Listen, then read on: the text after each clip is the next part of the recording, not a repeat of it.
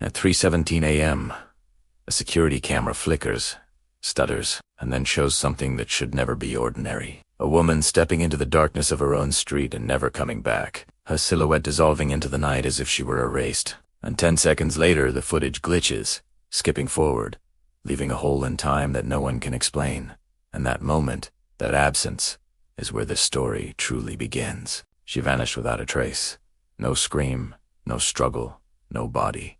And when police finally uncovered what waited beneath the surface, even seasoned investigators admitted it was chilling. Her name was Elena Ward, 32 years old, a graphic designer with a quiet routine and a carefully organized life, living alone in a modest townhouse on the outskirts of Brooklyn, a town small enough that everyone recognized each other as cars, and suspicious enough that secrets rarely stayed buried for long except this one. Elena was known as dependable, cautious, and deeply private, the kind of person who texted when she got home safely and who never missed her Sunday call to her mother, the kind of person who did not simply disappear. Brookvale sat between a river and a stretch of forest that locals joked about, but avoided after dark, a place where old houses creaked under layers of history and where rumors traveled faster than police reports. On the night she vanished, it was late autumn, the air sharp and damp, leaves clogging the gutters, streetlights casting long shadows that made familiar sidewalks feel foreign. Elena had spent the evening working from home, exchanging emails with a client until shortly after midnight, then ordered food from a local diner paid online, and, according to the delivery app, received her order at 12:41 a.m. Smiling briefly at the driver, who would later tell police that nothing about her seemed wrong. Her phone activity showed a few messages afterward, mundane exchanges, a final unread text from a coworker sent at 1:22 a.m., and then silence. By morning, her bed was undisturbed.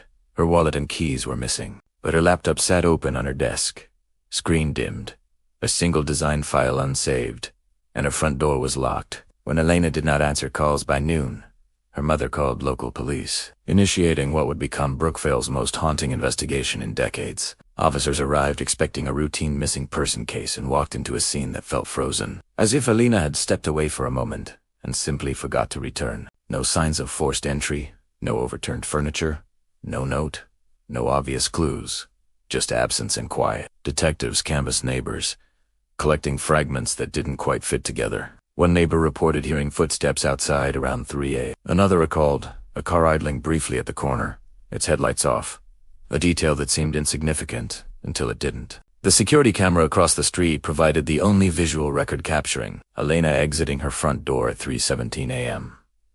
Wearing a coat over sleep clothes, hair loose, moving quickly but not in panic, as if responding to something she had expected. That detail unsettled investigators immediately because Elena was known for caution. She rarely opened her door late at night, let alone stepped outside alone. There was no record of a phone call at that hour, no incoming messages, no emergency alert, only the camera's silent witness. The footage showed her looking briefly toward the corner of the street, raising a hand slightly in what might have been a wave, and then walking out of frame. And that was it. No one else appeared on the recording, no vehicle, no sudden movement. Just her departure and then digital silence. The town reacted quickly, posters lining shop windows, social media lighting up with theories, volunteers searching the woods and riverbanks, dogs, tracing her scent to the edge of the road before losing it entirely as if she had been lifted cleanly from the ground. Police examined every aspect of Elena's life, her finances showing no unusual withdrawals, her email and browsing history revealing no planned trip, her work commitments scheduled weeks in advance. Friends described her as content, but introspective, not depressed, not reckless, not someone planning to leave without telling anyone. Attention turned to possible suspects, starting with her ex-boyfriend, Marcus Holland. A relationship that had ended over a year prior, but had reportedly involved intense arguments and jealousy. Marcus cooperated with police, providing an alibi supported by co-workers at a late shift, though investigators noted inconsistencies in his statements about when he last spoke to Elena. Inconsistencies that kept him on their radar longer than he liked. Then there was the neighbor down the street, a retired man named Victor Lowe, known for his surveillance-style cameras and for watching the street from behind his curtains. He told police he saw nothing, heard nothing, and slept through the night, a claim contradicted by a utility record showing his television was on until nearly dawn.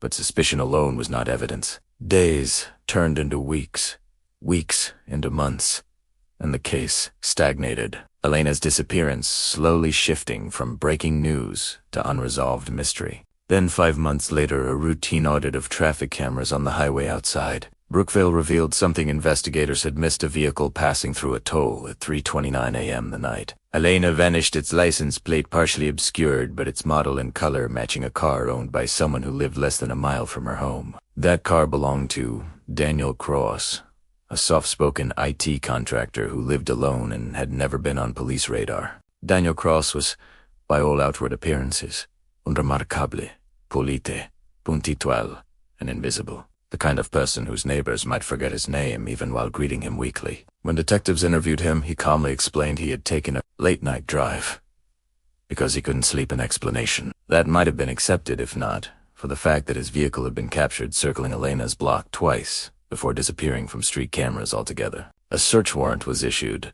and investigators entered Daniel's home expecting either confirmation or disappointment. Instead, what they found would redefine the entire case. The house was immaculate, almost obsessively clean, surfaces wiped free of dust, drains recently bleached, carpets replaced in one room only, a detail that raised alarms immediately. In the basement, behind a locked door, Daniel claimed held old equipment.